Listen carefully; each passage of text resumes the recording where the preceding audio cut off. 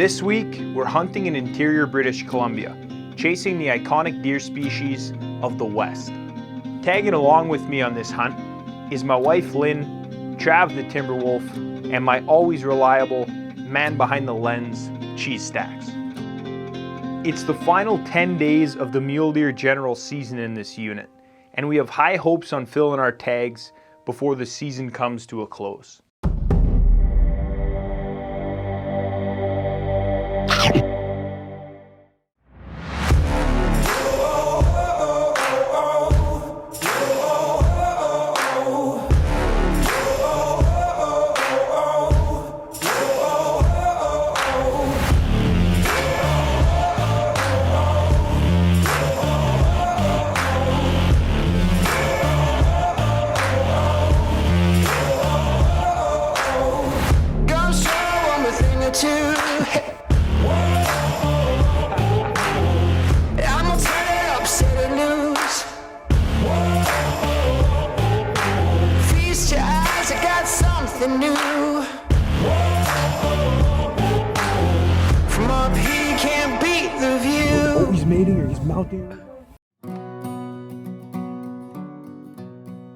We're in interior British Columbia today, and we're mule deer hunting.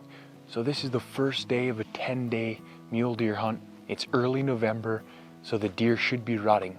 Now we started off the day today just essentially setting this up as a scouting mission because we haven't really done any scouting whatsoever for mule deer this year. We started off at about 1,800 meters in elevation, and as we were glassing around there, we saw no deer, no sign of life.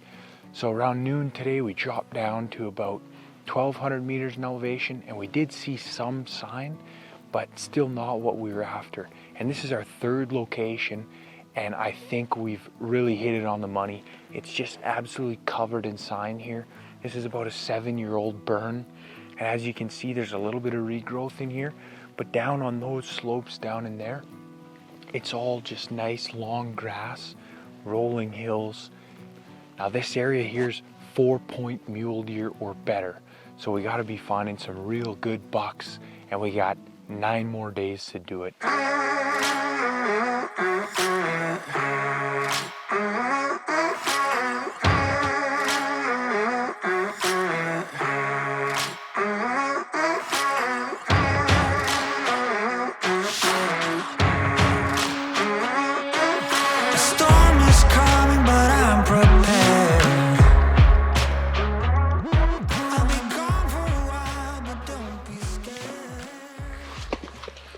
Oh, careful with that.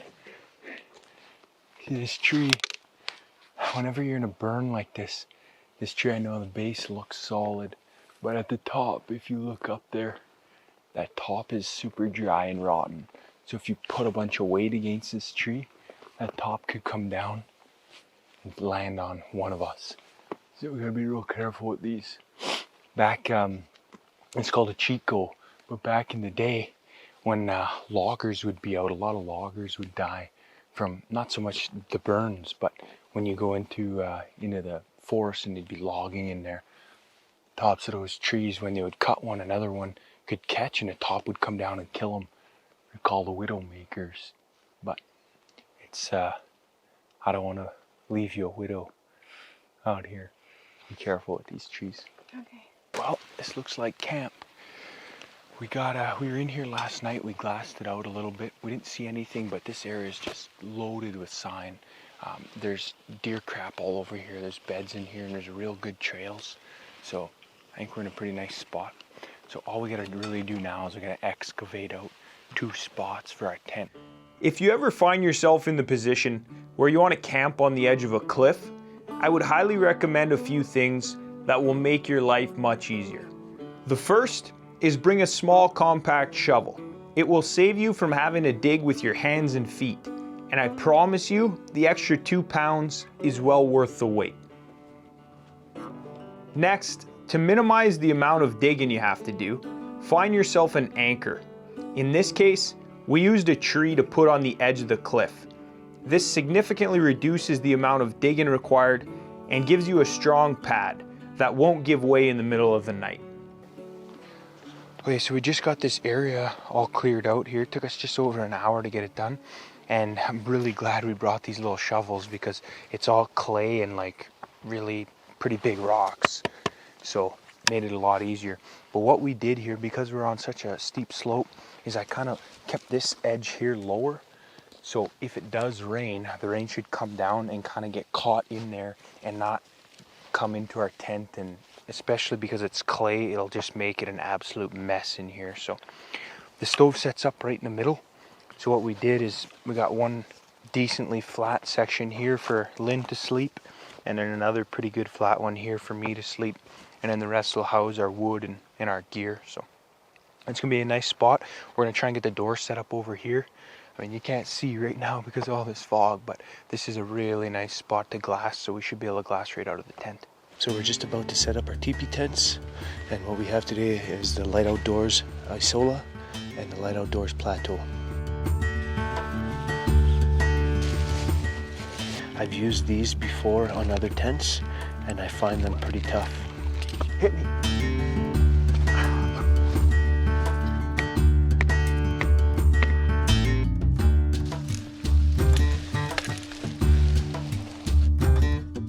When you get the stovepipe, it's gonna have the memory of the way that it came in. You're gonna wanna roll it with something nice and straight, like the pole of your tent.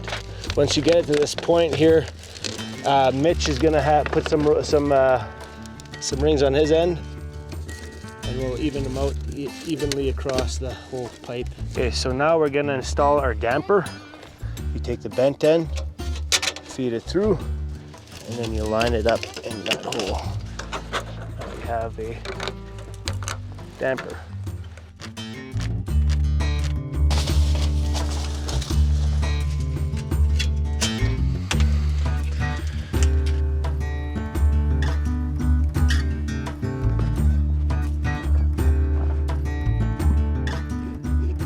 This wood stove that we got is about 18 inches long. So I want to make sure to cut all the wood only around like 15 inches so I have no issues feeding it inside the wood stove, especially at night when you're sleeping. You don't want to be screwing around having to re-chop your wood. So cut it a little bit smaller, goes a long way. I'm gonna make a little pile for when we go to bed so we can grab it easier, but this way it's out of the way. Grabbing some bigger pieces here. I'm gonna organize this so the bigger pieces are on the left and then the smaller pieces are on the right. We're gonna use these mostly as like fire starter and kindling. And then the ones that are on the left we're gonna use when we have a solid base of coals, and those will keep us toasty throughout the night, I hope. Whenever you're coming out on trips like this, a little saw like this, they're super handy. Instead of an axe, you know, to try and axe up enough wood for this thing, it's pretty tough. The saw makes it really quick work, and you can be precise with your cuts, and it's super light compared to an axe as well. So if you're trying to save on weight, axe versus a saw, highly recommend getting a little foldable saw like this. Super compact, they're light, they don't take up much space.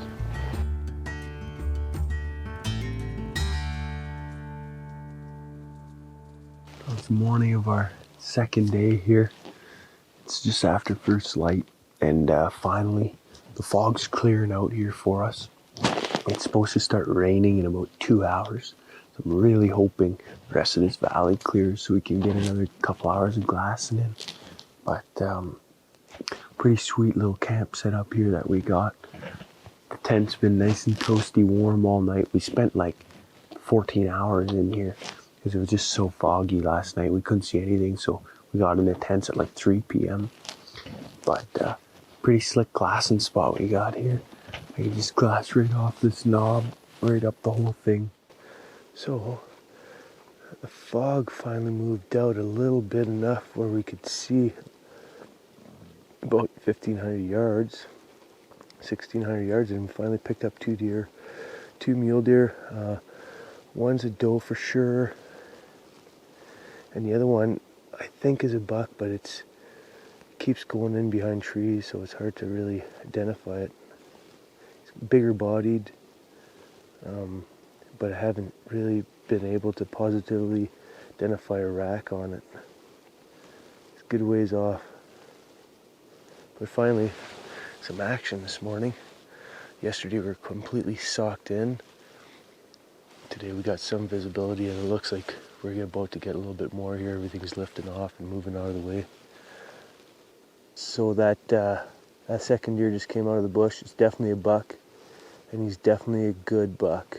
From here I can't tell how many points, but looks like he had some mass. His head's down now. Well, we finally got these deer on camera. The one he's a nice deer. I mean, he's got some mass, he's got height.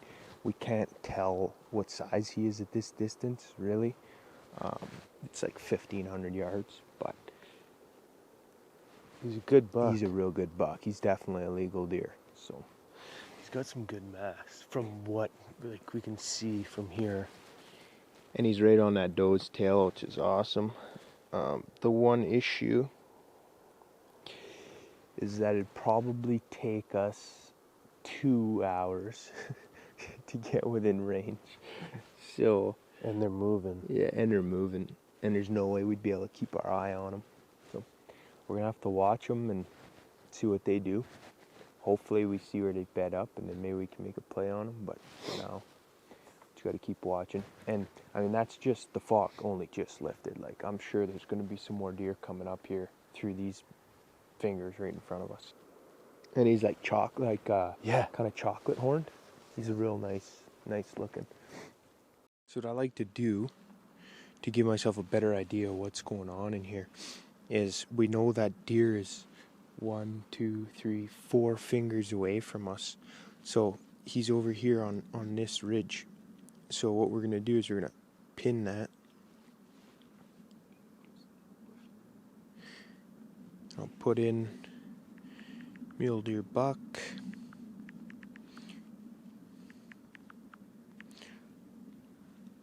And now I could see he's roughly 1.3 kilometers away, so about 1,300 yards out, right on that ridge line. If we wanted to, we can figure out there's a trail that goes above them. We'd be able to access them if we went up, got on that trail, hiked across the ridge line, and came back down. We're really just hoping, over the course of the next day or so, they just keep feeding on this way, and we can get a more reasonable shot at them where we don't gotta go over 3 or 4 canyons to get there. Alright, so we just came about 75 yards from camp, just over this next little ridge. Real nice couple fingers in here at a good shooting distance within just a couple 100 yards. And we got a bedded doe just down here about 80 yards out. She's in some real thick alders. And we kind of lost her because the fog just rolled in and hit her. So I'd only seen her for 20 seconds. But I'm hoping that once this fog moves off, there might be a buck kicking around, maybe bedded up beside her, but we'll see. Time will tell. Just picked up another buck. It's not a giant, it's 2x2, but he's following the doe up the ridge. He just got eaten by the fog too. This fog's really messing with us. As soon as it kind of goes down, we pick up a deer and then it just comes back and eats him up. He didn't look like a very big deer, but still good to see. All the deer that we're seeing so far are just kind of feeding up the hill. So, stands good reason that hopefully one of these days here, there's no fog in the basin and we should be able to just kind of watch them come up one of the fingers and then get up above them. And the deer should be coming towards us. So. Mule deer are known for their uniquely large ears, resembling those of a mule, which has earned them the species name Hemionus, meaning half mule. British Columbia is home to approximately 180,000 mule deer, most of which are found in the southern interior portion of the province. How far, into those trees? Was it on, right at the edge, or was it in the middle, or was it at the far end? About in the middle, it was just walking in. From left to right, I just saw the ass end. So it came out of this valley, up into those trees and down? Yes. Okay. It's probably gonna keep going up. And you don't know if it's a buck or I know, I just saw the ass, yeah. But it was close enough that I saw it with my bare eyes.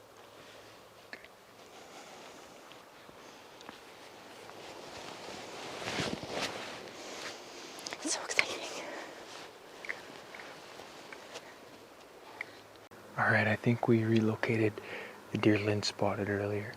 There's a muley doe and a fawn about 300 yards or so just down here below us, in front of us. They're just kind of feeding, hanging out. It's nice to see. Right now we're camping up here. We got these fires going and stuff, and the deer are still kicking around just below us. So it's good. I like that our scent and our sound isn't really disturbing them that much, because they're still within a couple hundred yards. So we spotted a pretty good buck earlier. He wasn't quite legal, but he's still nice and tall. He just didn't have enough points. Right in that same spot right now, there's 3 more deer. I don't know what they are yet. They're far. They're over a kilometer away. This might be your buck here. The hills are coming alive right now. That's it's our 12th deer of the day. So, and considering most of the morning we couldn't see a damn thing, it's a pretty good sign. I think we're in a good spot here. And hopefully something happens tomorrow. Hopefully we get a nice buck coming in a little bit closer, so we don't have to hike so far, because I'm not worried about the whole hiking aspect. I just don't want to blow out this whole area just to go get a deer. So it'd be nice if some of these guys, we could just let them do their thing. We got a lot of time out here. Just let them feed into us, and wham bam, thank you ma'am. I've never found a shed with my binoculars before, and this morning, for whatever reason, this is the 3rd shed that I find with my binos. I think I'm just glassing so hard to try and find a deer.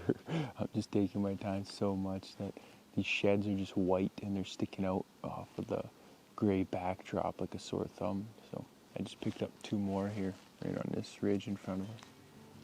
For those of you who've been watching this show for a while, I'm sure you've seen I like poking fun at Lynn. So since she had never found a shed before, I decided to take her on a stalk where she thought we were looking for a buck I saw. But really, I just wanted her to find this shed.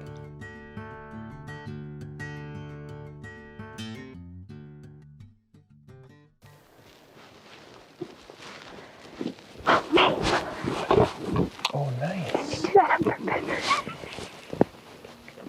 It's a nice buck.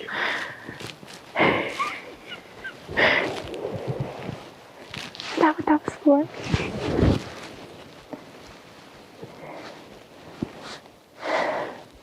It's a legal buck. That is a legal buck. We know there's at least one in here. Where's the buck that it belongs to? I don't know, we're trying to find it. I thought we were going after a buck. We are. Shed.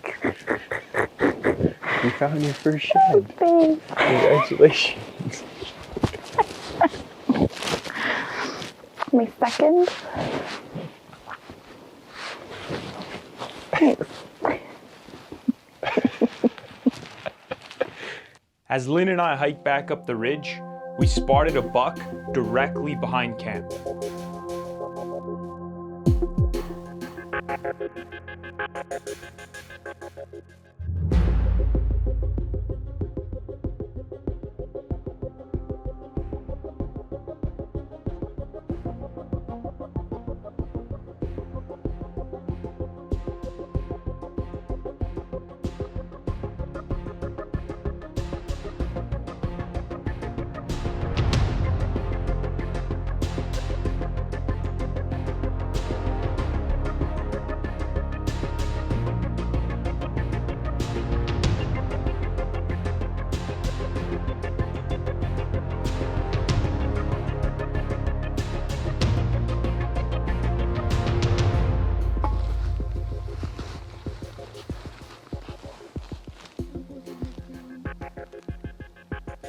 You good? Are you on him? I am, however, his vitals are covered by a log. You can shoot him right here in the stern. Yeah.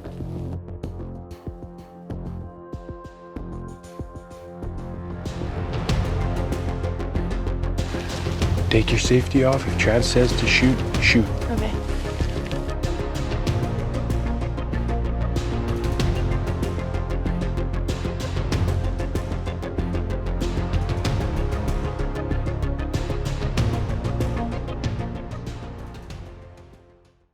Next time on Alpine Carnivore. buck is like mounting the doe.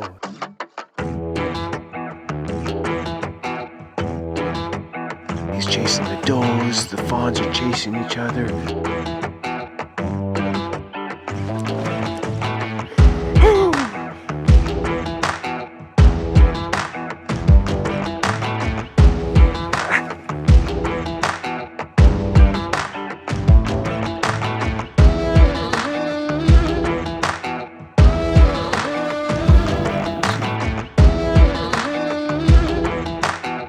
Mule Deer 2021.